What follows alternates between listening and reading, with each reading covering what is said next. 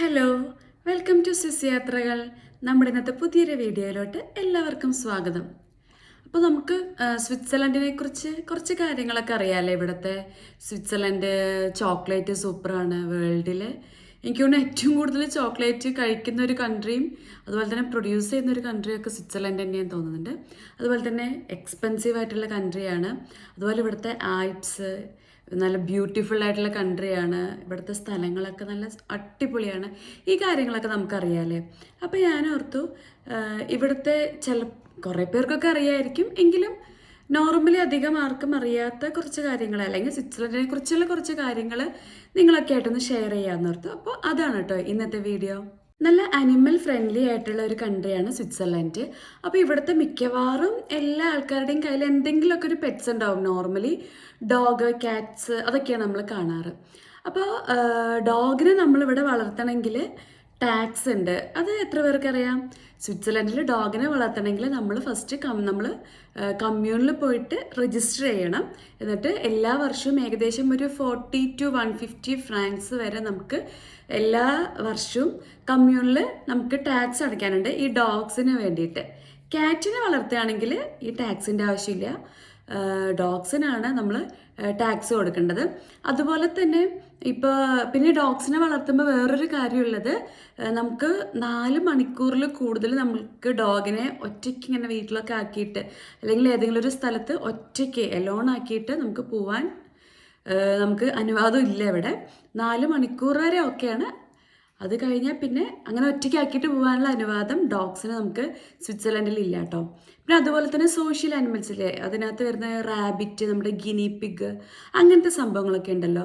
അപ്പോൾ അതിനൊക്കെ വളർത്തുകയാണെങ്കിൽ നമുക്ക് ഒരെണ്ണമായിട്ട് വളർത്താൻ പറ്റില്ല. ഒരു ഗിനി പിഗ് അല്ലെങ്കിൽ ഒരു റാബിറ്റ് അങ്ങനെ വളർത്താൻ നമുക്ക് പറ്റില്ല.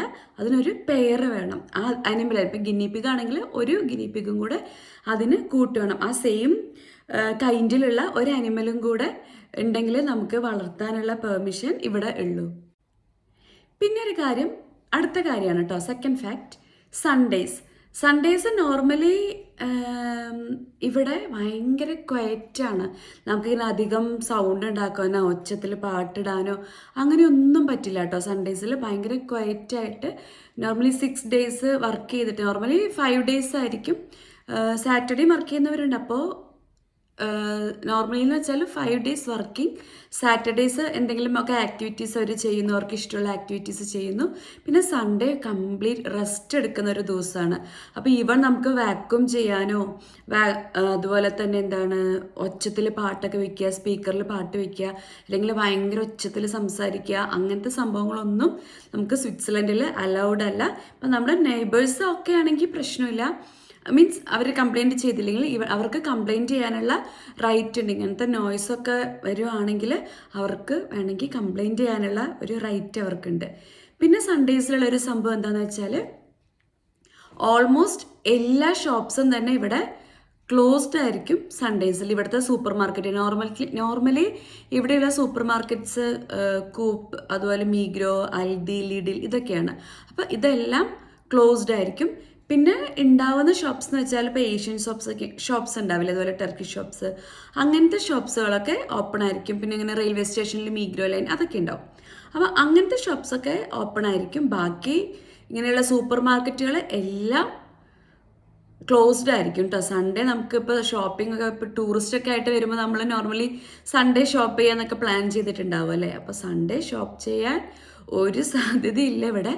മിക്കവാറും എല്ലാ ഷോപ്സും ഇവിടെ ക്ലോസ്ഡ് ആയിരിക്കും. അതാണ് ഇവിടെ സൺഡേസിലെ കാര്യം. ഇനി മൂന്നാമത്തെ ഫാക്റ്റ്, സ്വിറ്റ്സർലൻഡിലെ റിട്ടയർമെൻറ്റ് ഏജ് എന്ന് പറയുന്നത് 65 years ആണ് കേട്ടോ. അപ്പോൾ 65 years വരെ നമുക്ക് ഇവിടെ എന്താണേലും വർക്ക് ചെയ്യണം. നമുക്കിപ്പോൾ ഏർലി റിട്ടയർമെൻറ്റ് എടുക്കാം, വോളണ്ടറി റിട്ടയർമെൻറ്റ് എടുക്കാം. അപ്പോൾ നമ്മുടെ പെൻഷനിൽ അത് ബാധിക്കും കേട്ടോ. അപ്പോൾ നമുക്ക് കിട്ടുന്ന പെൻഷനിൽ അത് ബാധിക്കും. അതുകൊണ്ട് നോർമലി എല്ലാവരും 65 years വരെയൊക്കെ തന്നെയാണ് ഇവിടെ വർക്ക് ചെയ്യുന്നത്. അപ്പോൾ നമ്മൾ എവിടെ പോവുകയാണെങ്കിലും നല്ല പ്രായമുള്ള കുറേ ആൾക്കാർ, ഇപ്പോൾ ഈവൻ ഷോപ്സിൽ പോവുകയാണെങ്കിലും എവിടെയാണെങ്കിലും നല്ല പ്രായമുള്ള ആൾക്കാരെ നമുക്ക് കുറേ കാണാൻ പറ്റും. അപ്പോൾ നമുക്ക് അവരെ കാണുമ്പോൾ തന്നെ ദൈവമേ ഇവരിപ്പോഴും പണിയെടുക്കുന്നുണ്ടോ എന്നൊക്കെ നമുക്ക് തോന്നും കേട്ടോ. കാരണം അത്രയും വയസ്സായിട്ടുള്ള ആൾക്കാരായിരിക്കും. അപ്പോൾ 65 years ആണ് ഇവിടുത്തെ റിട്ടയർമെൻറ്റ് ഏജ്. പിന്നെ ഞാനിവിടെ ശ്രദ്ധിച്ചിരിക്കുന്ന ഒരു കാര്യം, നല്ല പ്രായമായിട്ടുള്ള ആണെങ്കിലും അവർ ഭയങ്കര ആക്റ്റീവായിരിക്കും കേട്ടോ. ട്രക്കിങ് ചെയ്യാനും ഈവൻ സ്കീ ചെയ്യാൻ വരെ അത്രയും പ്രായമായിട്ടുള്ള അപ്പാപ്പന്മാരെയും അമ്മമ്മമാരെയും ഞാനിവിടെ കണ്ടിട്ടുണ്ട്. ഇങ്ങനത്തെ ഭയങ്കര ഫിസിക്കൽ ആക്ടിവിറ്റീസൊക്കെ ചെയ്യാൻ ഇവർക്ക് ഭയങ്കര ഇൻട്രസ്റ്റ് ആണെന്ന് തോന്നുന്നുണ്ട്. ഇങ്ങനെ വയസ്സായി എന്ന് പറഞ്ഞിട്ട് വീട്ടിലിങ്ങനെ ഒതുങ്ങിയിരിക്കുക അങ്ങനത്തെ പരിപാടിയൊന്നും ഇല്ല കേട്ടോ. അവിടെ ഭയങ്കര ആക്റ്റീവാണ്, നമ്മളെക്കാളും ഭയങ്കര ആക്റ്റീവാണ് ഇവിടെ നല്ല പ്രായമുള്ള അപ്പാപ്പന്മാരും അമ്മമ്മമാരും ഒക്കെ. ഇനി നാലാമത്തെ ഫാക്റ്റ്, നമുക്ക് സ്വിറ്റ്സർലൻഡിൽ മിക്കവാറും ഏത് സിറ്റീസിൽ പോയാലും അവിടെ നമുക്ക് പബ്ലിക് ആയിട്ടുള്ള ഡ്രിങ്കിങ് വാട്ടർ ഫൗണ്ടൻസ് നമുക്ക് കാണാൻ പറ്റും കേട്ടോ. അതായത് ഏകദേശം കുറച്ച് മീറ്ററുകൾ അടുത്തടുത്ത് തന്നെ നമുക്ക് ഇഷ്ടം പോലെ പബ്ലിക് ആയിട്ടുള്ള ഇങ്ങനത്തെ ഡ്രിങ്കിങ് വാട്ടർ നമുക്ക് അവൈലബിൾ ആണ്. അത് ഫ്രീ ആണ്. സ്വിറ്റ്സർലൻഡിൽ ഫ്രീ ആയിട്ട് കിട്ടുന്ന കുറച്ച് കാര്യങ്ങളൊക്കെ ഉള്ളൂ. അതിൽപ്പെട്ട ഒന്നാണ് നമുക്ക് ഇങ്ങനെ കിട്ടുന്ന ഈ ഡ്രിങ്കിങ് വാട്ടർ. ഇനി നമുക്ക് ആറാമത്തെ ഫാക്റ്റ് നോക്കാം. സ്വിറ്റ്സർലൻഡിൽ ഒരു അപ്പാർട്ട്മെൻറ്റ് കിട്ടാൻ ഭയങ്കര ബുദ്ധിമുട്ടാണ്. നോർമലി നമുക്ക് ഒരു അപ്പാർട്ട്മെൻറ്റ് കിട്ടുക എന്ന് വെച്ചാൽ നമ്മൾ ഏതെങ്കിലും അപ്പാർട്ട്മെൻറ്റിൽ പോകുന്നു, അല്ലെങ്കിൽ അവിടുത്തെ ഒരു ഫോൺ നമ്പർ നമുക്ക് കിട്ടുമ്പോൾ നമ്മൾ അവിടെ വിളിച്ച് ചോദിക്കുന്നു. അപ്പോൾ അവിടെ വേക്കൻ്റ് ഉണ്ടെങ്കിൽ നമ്മൾ പോയി കാണുന്നു, നമുക്ക് ഇഷ്ടപ്പെട്ട എടുക്കുക, അങ്ങനെയാണല്ലോ നോർമലി. പക്ഷെ സ്വിറ്റ്സർലൻഡിൽ നമുക്ക് അപ്പാർട്ട്മെൻറ്റ് കിട്ടുക അത്ര എളുപ്പമല്ല. കാരണം ഇവിടെ മിക്കവാറും ആൾക്കാർ താമസിക്കുന്നത് റെൻറ്റഡ് അപ്പാർട്ട്മെൻറ്റിലാണ്. ഞാൻ റെൻറ്റഡ് അപ്പാർട്ട്മെൻറ്റിൻ്റെ കാര്യമാണ് കേട്ടോ പറയുന്നത്. അപ്പോൾ ഇവിടെ മിക്കവാറും ആൾക്കാർ താമസിക്കുന്നത് ഇങ്ങനത്തെ റെൻറ്റഡ് അപ്പാർട്ട്മെൻറ്റിലായിരിക്കും. അപ്പോൾ ഫസ്റ്റ് തന്നെ നമ്മൾ ഓൺലൈനായിട്ട് നമുക്ക് ഏത് സ്ഥലത്താണോ അപ്പാർട്ട്മെൻറ്റ് വേണ്ടത് അത് സെർച്ച് ചെയ്യുക. അത് കഴിയുമ്പോൾ നമ്മൾ അവിടുത്തെ ഏജൻറ്റുമായിട്ട് രജിസ്റ്റർ ചെയ്യണം. പിന്നെ ഏജൻറ്റിൻ്റെ ഒരു ആപ്ലിക്കേഷൻ ഫോം ഉണ്ട്, അത് നമ്മൾ കൊടുക്കണം. പിന്നെ അവർ തോന്നണം, നമുക്ക് തരണം എന്ന് അവർക്ക് തോന്നിയാൽ നമുക്ക് കിട്ടും. ഇപ്പോൾ നമുക്ക് ഒരു ഫോറിനറായിട്ട് മീൻസ് വേറൊരു കൺട്രി നമ്മൾ ഇങ്ങോട്ട് ആദ്യമൊക്കെ ആയിട്ട് താമസം മാറുകയാണെങ്കിൽ, ഫസ്റ്റ് ടൈം ഒക്കെ ആണെങ്കിലും നമുക്ക് അപ്പാർട്ട്മെൻറ്റ് കിട്ടാൻ ഭയങ്കര പാടായിരിക്കും. അപ്പോൾ നമ്മൾ റീലൊക്കേറ്റ് ചെയ്ത സമയത്ത് നമുക്ക് ഓൾറെഡി ഒരു ഏജൻസി ഉണ്ടായിരുന്നു റീലൊക്കേഷന് സഹായിക്കാൻ വേണ്ടിയിട്ട്. അപ്പോൾ നമുക്ക് ഈ അപ്പാർട്ട്മെൻറ്റ് കണ്ടുപിടിക്കാൻ സഹായിച്ചതൊക്കെ അവരാണ്. അതുകൊണ്ട് നമുക്ക് അത്ര ഒരു ബുദ്ധിമുട്ട് ഉണ്ടായില്ല അപ്പാർട്ട്മെൻറ്റ് കണ്ടുപിടിക്കാൻ വേണ്ടിയിട്ട്. അപ്പോൾ ഇങ്ങനെ നമ്മൾ ആപ്ലിക്കേഷൻ അയച്ച് കഴിയുമ്പം അവർ നമുക്കൊരു ടൈം സ്ലോട്ട് തരും. അതായത് നമുക്ക് പോയി കാണാൻ വേണ്ടിയിട്ട്. അപ്പോൾ നമുക്ക് അപ്പാർട്ട്മെൻറ്റ് പോയി കാണാൻ വേണ്ടിയിട്ട് പറ്റും. അപ്പോൾ ഓൾറെഡി നമ്മൾ പോകുമ്പോൾ ഓൾറെഡി ചിലപ്പോൾ അവർ താമസിക്കുന്ന ആൾക്കാർ തന്നെയായിരിക്കും ആ അപ്പാർട്ട്മെൻറ്റ് നമുക്ക് കാണിച്ചു തരുന്നത്. അപ്പോൾ നമ്മൾ ചെല്ലുന്നത് എങ്ങനെയാണെന്ന് വെച്ചാൽ, നോർമലി വീക്കെൻഡ്സിലൊന്നും നമുക്ക് പോകാൻ പറ്റില്ല. നോർമലി അവർ സമ്മതിക്കാറില്ല വീക്കെൻഡ്, കാരണം അവർ ഫ്രീ ആയിരിക്കുന്ന സമയമാണല്ലോ. അപ്പോൾ അവർ സമ്മതിക്കില്ല. വീക്ക് ഡേയ്സിൽ മാത്രമേ നമുക്ക് പോകാൻ പറ്റുള്ളൂ. വീക്ക് ഡേയ്സിലും ആഫ്റ്റർ ഓഫീസ് ടൈമാണ് അവർ സമ്മതിക്കുക. അപ്പോൾ നോർമലി നമുക്ക് കിട്ടുന്നത് രാത്രി 7 മണി 8 മണി ഈ സമയത്തൊക്കെ ആയിരിക്കും നമുക്ക് ഈ അപ്പാർട്ട്മെൻറ്റ് പോയി കാണാനായിട്ട് നമുക്ക് അപ്പോയിൻമെൻറ്റ് ടൈം നമുക്ക് കിട്ടുക. ഈ സമയത്തായിരിക്കും അപ്പോയിൻമെൻറ്റ് എടുത്തിട്ട് വേണം നമ്മൾ പോയി കാണാൻ വേണ്ടിയിട്ട്. അപ്പോൾ അങ്ങനെ അങ്ങനെ നമുക്ക് അപ്പാർട്ട്മെൻറ്റ് പോയി കാണാം. പിന്നെ ഏജൻസിക്കാരുടെ ഇഷ്ടമാണ് നമുക്ക് അപ്പാർട്ട്മെൻറ്റ് തരണോ വേണ്ടയോ എന്നുള്ളത്. നമ്മുടെ ആപ്ലിക്കേഷൻ, അതായത് നമ്മുടെ ജോബ്, സാലറി, അങ്ങനത്തെ എല്ലാ സംഭവങ്ങളും നോക്കിയിട്ടാണ്, അതായത് ഫാമിലി ഉണ്ടോ, കുട്ടികളുണ്ടോ, പെറ്റ്സ് ഉണ്ടോ, അങ്ങനത്തെ കുറേ സംഭവങ്ങളൊക്കെ നോക്കിയിട്ടാണ് നമുക്കിവിടെ അപ്പാർട്ട്മെൻറ്റ് കിട്ടുക. അപ്പോൾ ഇവിടെ അപ്പാർട്ട്മെൻറ്റ് കിട്ടുക എന്നുള്ളത് കുറച്ച് ബുദ്ധിമുട്ടുള്ള സംഭവമാണ്. കാരണം ഭയങ്കര കോമ്പറ്റീറ്റീവാണ് ഇവിടുത്തെ ഈ റിയൽ എസ്റ്റേറ്റ് സംഭവം.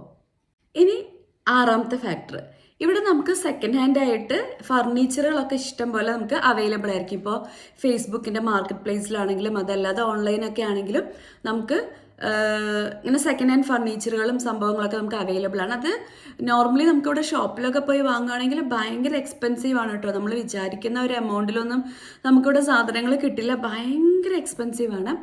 പക്ഷെ സെക്കൻഡ് ഹാൻഡ് നമുക്ക് ഭയങ്കര ചീപ്പായിട്ട് നമുക്ക് കിട്ടും. ചില സമയത്ത് ഫ്രീ ആയിട്ട് വരെ നമുക്ക് കിട്ടാറുണ്ട് കേട്ടോ. നമ്മൾ ചില ഓൺലൈൻ സൈറ്റുകളിൽ അല്ലെങ്കിൽ ഫേസ്ബുക്കിൻ്റെ മാർക്കറ്റ് പ്ലേസിലൊക്കെ നോക്കുകയാണെങ്കിൽ ഫ്രീ ആയിട്ട് തന്നെ ഈ ഫർണിച്ചറുകളൊക്കെ നമുക്ക് കിട്ടും. പിന്നെ വേറൊരു സംഭവം എന്ന് വെച്ചാൽ, ഈ ഫർണിച്ചർ വാങ്ങുന്നതിനേക്കാളും റേറ്റ് ആയിരിക്കും നമുക്കത് ഡെലിവറി ചെയ്യുക എന്നുള്ളത്. ഇപ്പോൾ കുഞ്ഞു കുഞ്ഞു സാധനങ്ങളൊക്കെ ആണെങ്കിൽ നമുക്ക് നമ്മുടെ വണ്ടിയിലൊക്കെ കൊണ്ടുവരാം. പക്ഷെ ഇപ്പോൾ വലിയ അലമാര അല്ലെങ്കിൽ കട്ടിൽ അങ്ങനത്തെ സാധനങ്ങളൊക്കെ വാങ്ങുകയാണെങ്കിൽ ഉറപ്പായിട്ട് നമുക്കൊരു ഡെലിവറി വാൻ ആവശ്യമുണ്ടല്ലോ. അപ്പോൾ മിക്കവാറും ഈ സാധനം വാങ്ങുന്നതിനേക്കാളും ഡെലിവറി ചാർജ് നമ്മൾ കൊടുക്കേണ്ടി വരും.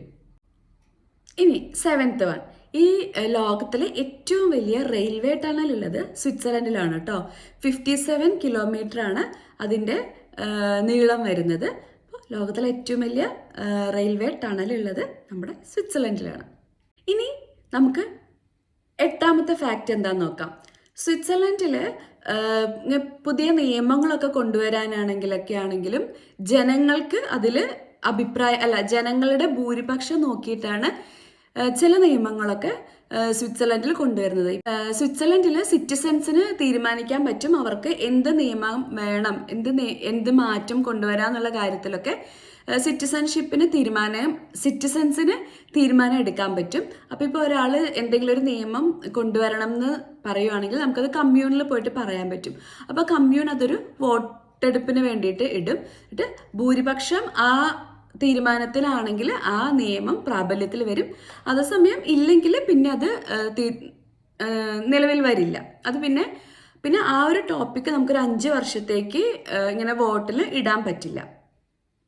അതുകൊണ്ട് തന്നെ ജനങ്ങൾക്ക് അനുകൂലമായിട്ടുള്ള കുറേ നിയമങ്ങളായിരിക്കും ഇവിടെ ഉണ്ടാവുക. ഇനി വേറൊരു ഫാക്റ്റ് പറയാം.